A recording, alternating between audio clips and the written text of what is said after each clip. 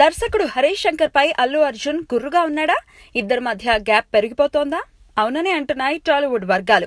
Duvvada Jagannatham teaser cut చేసిన విధానం అల్లు అర్జున్ కి నచ్చలేదని, బన్నీ ఫైనల్ డెసిషన్ కోసం ఎదురు చూడకుండానే ఆ టీజర్ ని అప్లోడ్ చేశారని విశ్వసనీయ వర్గాలు చెప్తున్నాయి.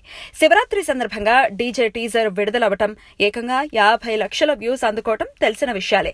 బన్నీ టీజర్ కి వచ్చిన డిస్లైక్స్ కూడా హాట్ టాపిక్ గా మారాయి. నిజానికి టీజర్ ని కట్ చేసిన విధానం, చూపించిన షాట్స్, వీటిపై బన్నీ సంతృప్తిగా లేడని తెలుస్తోంది. మరో వర్షన్ కట్ చేసి నాకు చూపించండి అని చెప్పినా హరీష్ శంకర్ వినలేదట.